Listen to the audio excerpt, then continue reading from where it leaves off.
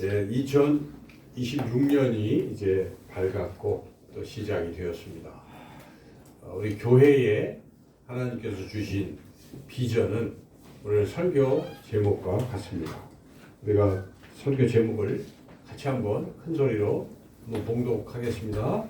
세상 끝날까지 주님과 함께. 아멘. 이 말씀은 오늘 주신 본문의 맨 마지막에 마태복음 28장 20절 끝부분에 나오는 말씀이기도 하죠. 우리 예수님께서 제자들과 마지막 작별을 하면서 하늘로 승천하시면서 부탁하신 말씀입니다. 가서 모든 민족으로 제자를 삼고 내가 분부한 모든 것을 가르쳐 지키게 하라 하고 약속하시기를 볼지어다. 내가 세상 끝날까지 너희와 항상 함께 있으리라. 그 약속인데요. 하나님께서 이 귀한 말씀을 이렇게 계속 생각나게 하셔서 우리가 이제 아까 장로님 기도하셨지만은 점점 한 해 한 해 우리 하나님께로 가까이 가고 있습니다. 네, 그렇죠? 한 해가 육신적인 건강도 조금씩 나빠진다 하는 생각이 들기는 해요. 그래서 언제 갈까 이런 생각이 얼핏 들어요. 잠도 많이 못 주무시는 경우가 생기죠. 저는 숙면을 취한다는 게 쉽지가 않고 그래서 잠 시간도 줄어들고 그러면서 문득 하나님 부르시나 몇 년 더 살까 이런 생각을 해봅니다. 그래서 뭐 하나님 모든 것은 하나님 손에 달려 있는데 우리가 아주 멀리 있는 게 아니고 가까이 있는 것이죠. 그런데 가는 그날까지 항상 마음에 우리가 담아야 될 것은 주님이 나와 함께 하신다. 여러분 믿으십니까? 그 믿음이 있어야 돼요. 그래서 오늘 밤 불러가셔도 이게 믿음을 잃어버리는 분들은 큰일 납니다. 그죠? 주님이 내 안에 있는 것을 믿지 않고 있다가 없으면 어떻게 해요? 그래서 주님이 내 손을 잡고 천국으로 인도하셔야 될 텐데 그래서 우리가 끝까지 지켜야 될 것은 내 안에 계신 주님을 내가 느끼고 그 주님과 함께 눈을 감는 거예요. 세상에. 그럴 때 우리가 영혼이 주님 손에 붙들려서 천국으로 들어가는 것입니다. 그래서 다른 거 다 놔도 돼요. 그죠? 내가 죽고 나서 자식들이 어떻게 잘 살까? 이 유산을 어떻게 물려줄까? 이런 거 걱정 안 해도 돼. 알아서 다 합니다. 자녀들은 다 알아서 하고 장래도 다 알아서 합니다. 그런데 정작 중요한 건 내 자신인데 내가 내 안에 예수님이 없으면 천국 못 가고 영원한 지옥으로 가는 겁니다. 그래서 끝까지 지켜야 될 믿음은 예수님입니다. 예수님을 내가 모시고 그래서 이 예수님과 함께 살아가는 것을 사실 훈련해야 돼요. 주일만 살짝 와가지고 예수님 말씀 듣다가 일주일 내내 잊어버리고 그러다가 잊어버리고 갈 수도 있다는 거예요. 그래서 다른 거 말고 주님과 함께하는 믿음을 지켜야 됩니다. 제가 그 한 장 그 성경 한 장 하루 한 장 그 방을 만든 이유는요. 모든 성도님들이 계속 날마다 생각하라는 것입니다. 카톡을 다 보잖아요. 오면은 일부러 꺼놓는 사람이 있을지 모르겠죠. 그러면 안 돼요. 그것은 예수님과 동행하라는 방이에요. 하나님의 말씀이 곧 예수님이에요. 그죠? 말씀이 육신이 돼 우리 가운데 거한 거예요. 그래서 우리가 주님과 동행한다는 건 다른 게 아닙니다. 이 성경 말씀과 우리가 읽고 묵상하고 동행하는 것입니다. 이것을 게을리하거나 안 하면 예수님을 잊어버릴 수가 있어요. 믿음이 사라질 수가 있습니다.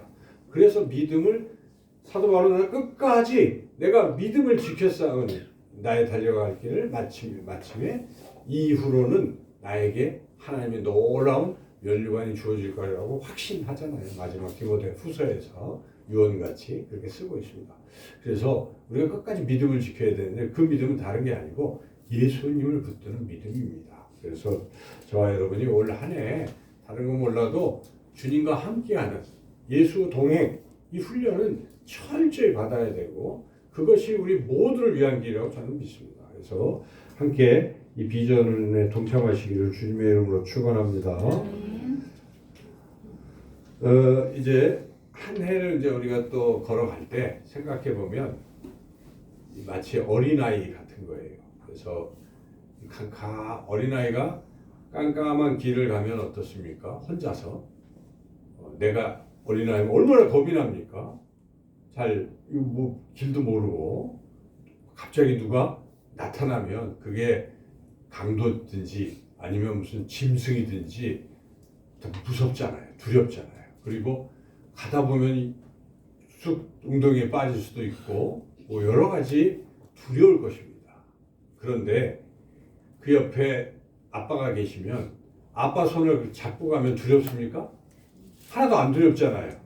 그 밤이지만 아빠와 즐거운 산책을 하듯이 즐겁게 갈 수 있어요. 마찬가지입니다. 우리가 2026년 어떻게 될지 모르잖아요. 이 칠과 같은 뭐 여러 가지 개인적인 건강 또 가정 문제, 재정적인 문제, 많은 산적한 문제들이 우리 안에 있을 텐데 좀 힘들어요. 그런데 다른 거 말고 내가 예수님 손을 딱 잡고 간다. 이 믿음만 있으면 우리가 즐거운 산책하듯 2026년을 우리가 함께 지낼 수 있을 줄로 믿습니다.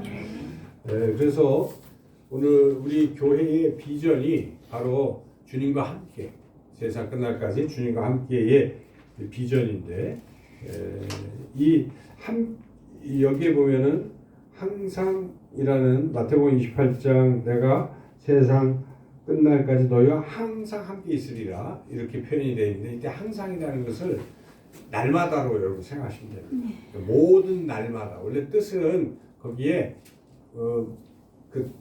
이 날이라는 단어 앞에 모든 이렇게 붙어 있어요. 그러니까 모든 날들이라고 되어 있기 때문에 날마다 주님과 내가 함께한다 이런 믿음으로 우리가 나아가는 것인데 우리 교회가 날마다 주님과 함께함에 있어서 이 주님과 함께 어떠한 교회를 이룰 것이냐 어떤 교회 되기를 원하는가 그게 비전이잖아요. 비전이라는 것은 그림처럼 하나님 보여주시는 것인데 우리 교회가 어떤 모습으로 2026년이 끝날 때 어떻게 바뀌어 있을까 이게 우리 비전이에요. 그래서 그걸 향해서 날마다 기도하고 나아가는 것입니다. 그래서 제가 여러분들에게 그런 비전을 날마다 기도하시라고 그 유인물을 나눠드렸는데 받으셨을 거예요. 그래서 거기 보시면은 그 기도할 제목들이 쭉 있고요. 또 뒷장을 펴면은 날마다 말씀을 어떻게 읽을 것인지 이것도 방법이 있잖아요. 그래서 그것을 드렸으니까 그거는 제가 처음에는 코팅을 할까 하다가 보통은 다 성경책에 접어서 넣는 게 더 좋잖아요. 성경을 읽을 때. 그래서 그냥 접어서 성경책에 끼워놓고 버리지 마시고 자꾸 보면서 기도도 하시고 또 말씀을 그렇게 나눠 동행하면 좋겠어요. 그래서 우리가 꿈꾸는 것, 비전은 첫 번째는 어떤 교회냐? 상처 입었지만은 주님 품에서 숨을 쉬는 그런 교회가 되는 것입니다. 첫 번째.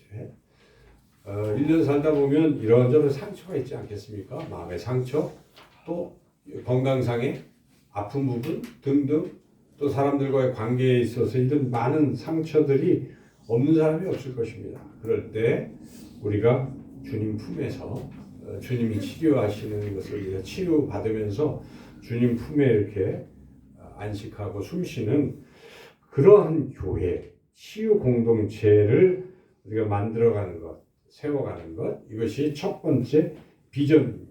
그래서 오늘 첫 번째 비전이 예레미야 17장 14절에 나오는데요. 찾기 어려우실 텐데 제가 다시 한번 읽어보겠습니다. 여호와여 주는 나의 찬송이시오니 나를 고치소서 그리하시면 내가 낫겠나이다. 예레미야가 하나님께 하나님 내가 아파요. 내가 상처가 많아요. 나를 고쳐주세요. 주님이 고쳐주시면 나는 낫겠습니다 하고 선포하는 그런 거죠. 그런 기도죠. 예레미야 상황은 이제 본문을 쭉 살펴보면 예레미야는 눈물의 선지자라고 하는데 그렇게 눈물을 자꾸 흘리고 하는 그 이유는 당시에 이 이스라엘이 굉장히 위험한 상황에 처해 있기 때문에 이스라엘이 곧 바벨론에 무너지고 하는 것을 주님으로부터 보고 받았기 때문에 마음이 아파요. 그래서 어쩌든지 돌리고 싶어요.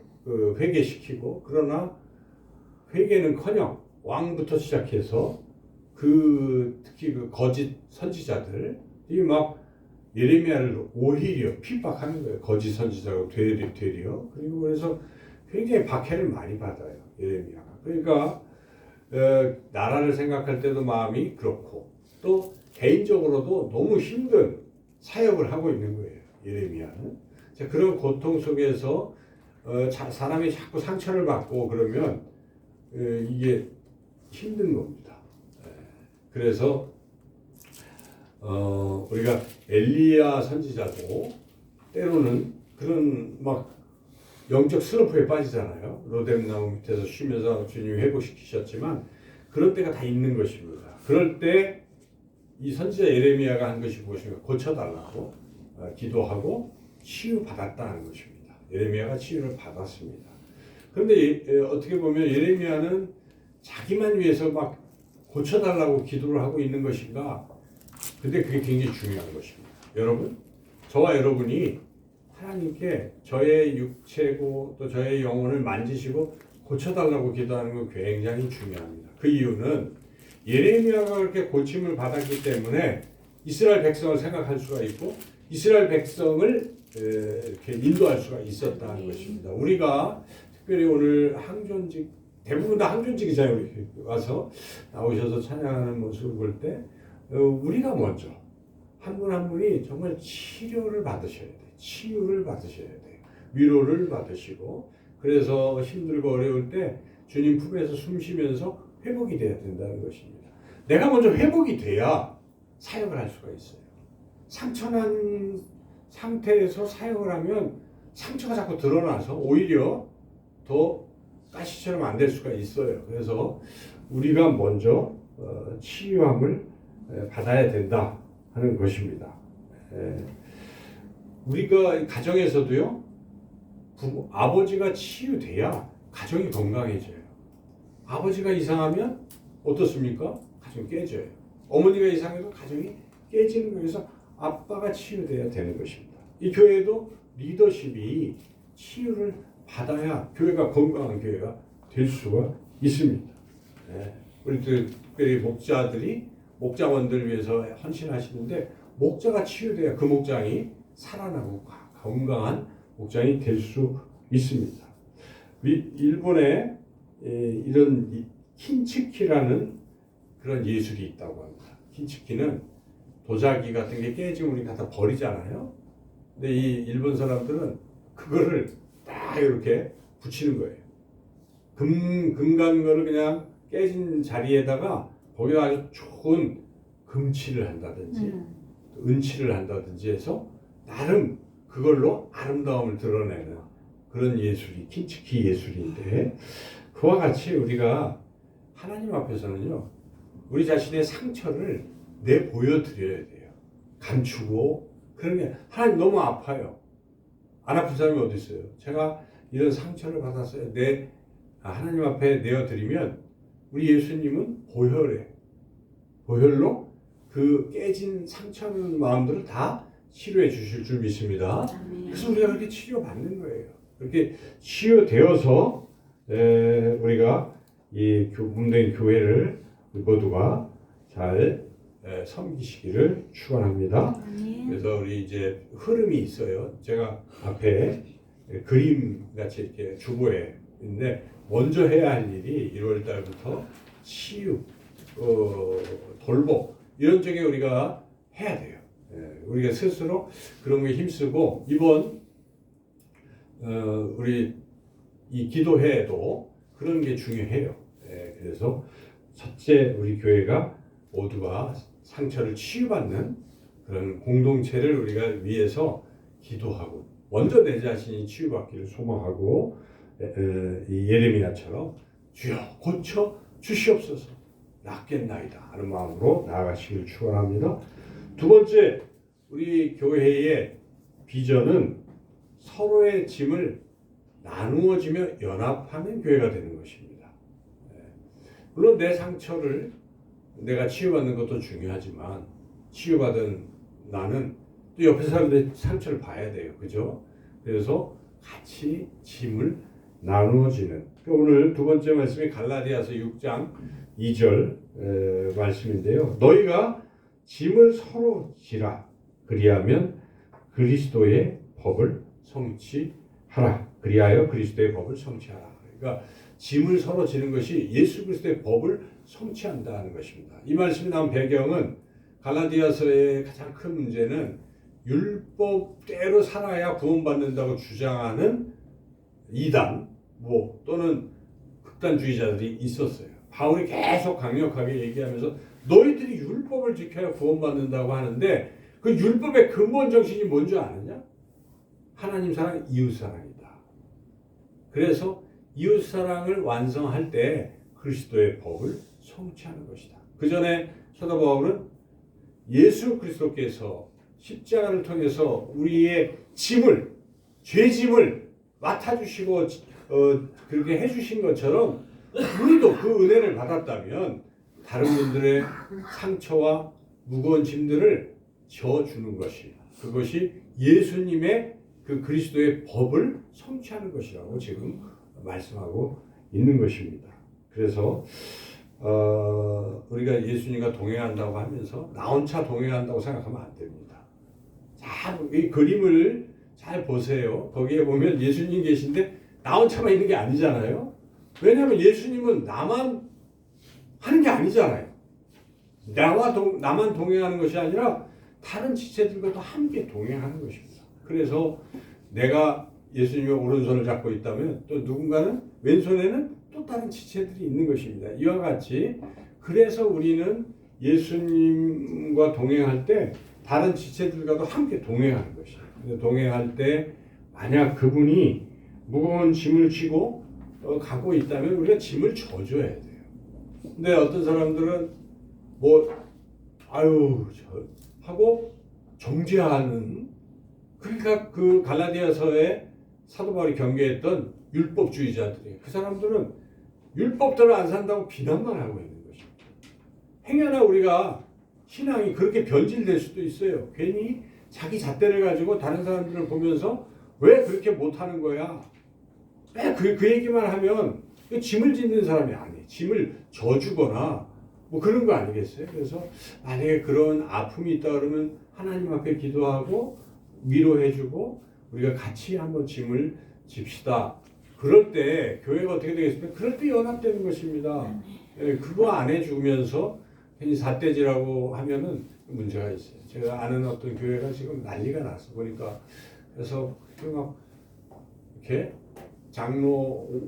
모든 장로들과 담임 목사가 대척점에 서고 또 담임 목사는 또 그 안 되니까 다른 안수 집사나 성도들을 지켜가지고 싸움을 일으키고 있더라고요. 그런 교회도 주변에 많이 있어요. 그게 하나님 기뻐하시겠습니까? 그래서 우리가 문제가 있고 그러면 다 인간은 연약하고 부족한 것입니다. 그런 짐들이 있을 때 이해하면서 같이 나도 져줄게. 이럴 때 교회가 하나가 될 수가 있습니다. 그래서 우리가 정말 2026년 끝자락에는 우리 교회가 그렇게 서로의 짐을 지고 경제적인 짐부터 시작해서 마음의 짐 많잖아요. 그걸 져주면서 어느덧 사랑으로 연합하는 그런 교회 되시기를 주님의 이름으로 축원합니다. 이제 그 세 번째는 그런 우리의 하나됨의 모습으로 또 힘써야 될 것은 다음 세대입니다. 우리가 2026년이 가면 다음 세대가 믿음으로 서 있는 그런 모습을 생각하시면서 그 일에 우리가 힘을 써야 돼요. 그래서 오늘 주시는 이 말씀 디모데후서 2장 2절 말씀 참 유명한 말씀인데 제가 읽어보겠습니다. 또 내가 많은 증인 앞에서 내게 들은 바를 충성된 사람들에게 부탁하라. 그들이 또 다른 사람들을 가르칠 수 있으리라. 이렇게 단계를 생각해 보면 지금 사도 바울이 죽기 직전에 아들처럼 여기는 디모데에게 보낸 편지예요. 그러면서 야, 너 나한테 배운 거를 또 충성된 사람들에게 또 해. 또 부탁해. 그러면 그 충성된 사람이 또 다른 사람들에게 부탁할 거야. 그래서 이렇게 단계를 따져보면 한 4단계가 나오는 것입니다. 지금 바울이 이렇게 하고 있는 것은 이 디모데 후서의 배경을 보면 에베소 교회가 이 외부에 이런 로마의 박해도 있지만은 이런 어떤 이단 사상, 영지주의 이런 사상 때문에 복음이 변질돼 있었어요. 그래서 바울이 안타까운 마음으로 이 복음이 변질되면 안 돼. 그리고 지금 아들처럼 여기는 디모데에게 이 복음을 부탁하는 거예요. 그리고 디모데는 또 그 중에 또 충성된 그 에베소 교회 장로들도 있고 있잖아요. 또 부탁하는 거예요. 그럼 그 장로들은 또 다른 사람들에게 부탁하는 거예요. 결국 이게 보면은 부탁이라는 거예요. 부탁. 넘어가는 게. 근데 이 부탁의 원뜻이 마치 바통, 릴레이 할 때 바통과 같은 바통 터치하듯이 넘겨주는 거예요. 넘겨줄 것은 변하지 않는 복음이에요. 복음을 넘겨줘야 되는 것입니다, 여러분. 복음.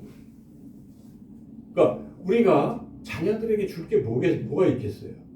뭐 돈을 줄 수도 있고 뭐 여러 가지 해줄 수 있지만 정말 주어야 될 것은 복음을 넘겨줘야 돼요. 내가 죽어도 복음을 믿고 그래야 하나님 나라 가지 않겠어요?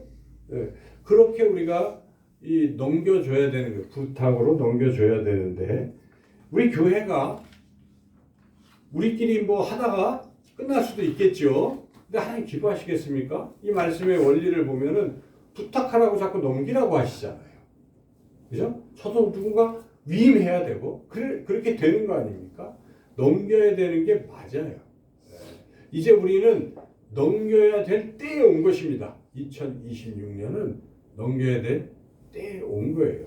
만약에 우리가 이 일을 게을리하면 그냥 끝나는 거예요. 우리 대. 그래서 안 됩니다. 그래서 우리 교회가 지금 그렇게 넘겨야 되는데 복음을 넘기는 것인데 이것을 내용적으로 본다면 우리는 복음은 예수님인데 예수님과 동행하는 법을 넘겨야 돼요. 예수님과 동행하는 모습을 넘겨줘야 돼. 그래서 그들도 예수님과 동행하는 사람이 되면 되는 것입니다. 이게 안 되면 뭘 넘기는 게 어떻게 넘기겠어요? 여기 잡아 맨다고 있겠어요? 아니잖아요. 그러니까 예수님과 동행하는 것을 넘겨야 되는데 제가 하루 한 장 방을 만든 것이 넘겨보자는 것입니다. 그래서 거기를 통해서 우리 성도님들이 하루 한 장 하나님의 말씀을 어떻게 묵상하고 어떻게 살아가는지 물론 거기다 자세하게 쓰기는 어려울 거예요. 그냥 한 장 한다. 성도님도 한다. 그거 같이 집어넣었어요. 제가 우리 아이들도 다 집어넣었어요. 그 방에다가. 그래서 이 아이들도 하는 거예요. 같이 하라고 하고. 근데 그것뿐만 아니라 그 방을 떠나서도 우리의 신앙의 모습을 보는 거 아니겠습니까? 우리 그런 말이 있잖아요. 자식은 부모의 뒤를 보고 자란다고 하지 않습니까? 부모의 모습을 보는 겁니다. 그대로 나중에 보면 똑같아요. 한참 지나고 나면 가르치지도 않았는데 다 보고 배우는 것입니다. 그러므로 우리가 다른 거 말고 다른 거 본보이는 것보다 예수님과 함께 사는 삶을 본보여야 돼. 이게 가장 중요하기 때문에 예수님과 함께 사는 모습이 없으면 아무것도 아니기 때문에 그러니까 자식들에게 그걸 남겨줘야 됩니다. 내가 주님과 이렇게 동행한다. 다 인생은 어렵잖아요. 다 어려운 문제를 만날 때 우리 권사님은 애들이 볼 때 저렇게 어려운 문제를 만날 때 어떻게 하시나 보니까 예수님하고 예수님께 여쭤보고 예수님이 주시는 어떤 마음으로 살아가시는 것을 본다면 살아갑니다.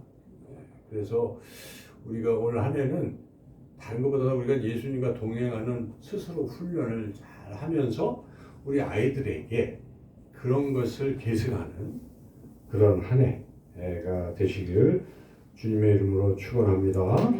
네 번째 우리가 꿈꾸는 우리의 비전은 세상 끝까지 담대히 세상을 향해서 나아가는 교회가 되는 것입니다. 우리 내부적으로 다 잘했어요. 그런데 마지막에 그냥 우리끼리 하는 게 아니에요. 교회를 예수님이 세우시는 목적이 무엇입니까? 예수님이 세우시는 것은 복음을 전하게 하기 위해서 교회를 세우는 것 아니겠습니까? 그래서 그 유명한 말씀, 내가 하늘과 땅의 권세를 받았으니 너희는 가서 모든 민족으로 제자를 삼으라. 내가 너희에게 분부한 모든 것을 가르쳐 지키게 하라라는 지상 최대의 이 명령을 예수님 마지막으로 부탁한 것입니다. 참된 제자교회, 제가 부임하면서 받은 비전이 마태복음 28장 이거예요. 그래서 제자교회라는 이름도 제 마음이 많이 담겨 있었는데 하나님 그렇게 이름을 결정해 주셨고, 근데 늘 부족하고 죄스럽게 생각하는 게 세상 끝까지인데, 야, 우리 교회 이 테두리도 못하면서 맨날 꿈은 컸으나 아무것도 못 이뤄서 죄송한데, 그러나 못 이뤘다고 해서 그 꿈이 뭐 잘못된 거 아닙니다. 그거 해야 되는 것입니다. 그것은 교회가 세워지면 세상 끝까지, 또 세상 끝날까지 복음을 전파하는 교회가 돼야 하는 것입니다. 복음 전파가 교회의 사명이기 때문에 그렇습니다. 그래서 우리가 이 다음 세대를 세워서 이제는 다음 세대 우리가 함께 연말이 아니고 6월달에 그렇게 잡아놨는데 모셔오기 잔치를 이제 좀 땡겨서 하잖아요. 그럴 때 그들과 함께하는 공통 부모는 그들의 부모입니다. 부모들을 모시고 오도록 우리가 격려해주고, 또 우리도 같이 기도하고 이제 이렇게 해서 이루어가는 것입니다. 오늘 제가 좀 마음이 아팠는데 그 어떤 아이들이 물어보더라고요. 지난주에 주일날 뭐 어디 가족 여행이 놀러 오면 안 되냐고. 그래서 안 된다. 주일은 하나님 앞에 예배를 드려야 한다. 근데 조금 근심 걱정, 어쨌든 그런 표정이긴 했는데 나올 줄 알았거든요. 근데 애들은 못 하잖아요. 부모님이 데려가면 어떡하겠어요. 가족. 그래서 이해를 해요. 걔네들 마음에 좀 부담들이 있을 텐데. 여튼 그래서 오늘 쭉 안 나와 오긴 했어요. 그런데 결국은 그 아이들이 그런 사건을 통해서 기도를 하겠죠. 이게 하루 놀러 가는 것은 그거지만, 엄마 아빠가 이렇게 믿음이 없구나. 이래서 자기네들이 진짜 믿는다면, 예수님 믿어야 천국 간다고 믿으면 마음이 아플 거예요. 진짜 그런 애들이 있을 거라고 저는 기대하는데, 그럴 때 눈물로 기도하겠죠. 하나님, 이렇게 주일날 놀러 가지 않는 부모님 함께 예배드리고 천국 가는 부모님 되게 해주셔서 기도할 겁니다. 그럴 때 우리가 격려해주고 또 그렇게 하도록 얘기를 해야 돼요. 괜찮아, 너는 뭐 부모는 어쩔 수 없다 이렇게만 자꾸 얘기하면 애들은 신앙이 그렇게밖에 안 됩니다. 여러분, 우리 신앙도 그러면 안 됩니다. 하나님이 이렇게 말씀하시면 그대로 해야 되는 거예요. 사실 내 몸을 쳐서 복종시켜서라도 주님의 말씀에 우리가 순종하는 거예요. 왜 자기를 부인하고 자기 십자가를 지라고 예수님이 따라올 때 그렇게 말씀하십니까? 그런 부분들이 있어요. 예수님이 자기를 부인하라고 자기 십자가를 지라고 말씀하실 때 하신 말씀이 내 부모도 미워하고 이렇게 표현을 합니다. 근데 그게 미워하라는 뜻이라기보다는 우선순위에서 예수님을 따라가는 게 더 중요하다는 것을 가르쳐 주시는 말씀이에요. 그래서 우리가 그렇게 스스로 또 살아가고 자녀들, 다음 세대 아이들에게도 그러한 믿음을 우리가 가르치고 보여주고 할 필요가 있다는 것입니다. 그래서 오늘 이 큰 전체적인 우리 교회의 비전이, 여러분 주보를 한번 보세요. 이거는 제가 이러한 비전을 담아서, 요새 AI가 좋잖아요. 제가 무슨 재주로 이걸 그려내겠습니까? 그래서 제가 재미나이 3한테 거기 그거 있어요. 바나바 뭐 이렇게 해가지고 그림 만들어줄 게 있어서 그려봐. 그랬더니 그려줬어. 처음에는 뭐 여러 가지 에러사항들이 많던데, 여기 제자하우스가 등장한 이유도 그런 것들 넣으니까 막 이렇게 교회 있고 옆에 제자하우스 있고 애들이 복음 들고 예수님과 함께 나오는 이제 순서가 우리의 치유의 돌봄, 사랑과 연합, 미래 세대 세우기와 복음 전파. 뭐 어렵지 않습니다. 비전이. 그죠? 머릿속에 늘 새겨 두시고 그렇게 기도하면 돼요. 하나님, 2026년에는 우리 참된 제자교회가 그런 교회 되게 해주세요. 그 순서는 조금 있잖아요. 절차가 우리가 먼저 치료되게 해주시고 치유받아서 또 싸우고 뭐 계속 깨지고 나갈 힘이 없어요. 그래서 우리가 서로 연합해서 다음 세대 잘 본보여 길러내고 우리가 힘차게 복음을 전파하는 그런 교회로 서게 해주세요 하고 여기 있는 우리가 열망을 가지고 기도하면요 안 될 게 어디 있겠습니까? 하나님이 하시는 거니까요. 근데 제일 이제 하나님 싫어하시는 것은 꿈이 없고 마음에 열정이 없으면 하나님 안 하시는 겁니다. 못 하시는 것이죠. 하나님은 언제든지 하실 수 있어요. 모든 것을. 그런데 우리가 하고 싶을 때 열망이 있을 때 가능해요. 그래서 이번 주는 여러분 꼭 나오셔서 이런 열망을 담아서 하나님 앞에 우리가 간절히 부르짖어 합심기도 한다면 하나님이 우리가 믿음이 좀 부족해도 다 들으시고 응답해 주셔서 2026년 이 끝자락에 이런 비전대로 우리 교회가 놀랍게 변화될 줄로 믿습니다. 마지막으로 여러분 밑에 기도 제목이기도 한데 주보의 밑에 치유 한번 읽어보겠습니다. 치유와 돌봄으로 건강해진 성도들이 사랑으로 하나 되어 다음 세대를 교회의 주축으로 세우며 복음을 전하는 계획, 이런 하나의 비전으로 나아가시기를 주님의 이름으로 축원합니다. 기도하겠습니다. 하나님 감사합니다. 저희가 참으로 부족하고 연약해서 실수도 하고 게으르고 나태하지만 그러나 주님 손에 붙들리면 주님의 능력으로 무엇이든지 할 수 있음을 믿습니다. 주님 이런 비전을 마음에 담고 주님 손잡고 2026년 몸된 교회가 이렇게 아름다운 비전을 이루어가는 그런 교회 되게 하시고 또 우리 모든 성도님들이 주님과 깊이 동행하여 주님과 늘 친밀히 교제하여 주님이 가지신 그 놀라운 생명과 지혜와 능력과 풍요로움을 받아 누리는 복된 한 해의 삶이 되게 하여 주시기를 간절히 원하옵고 예수님의 이름으로 기도드리옵나이다. 아멘.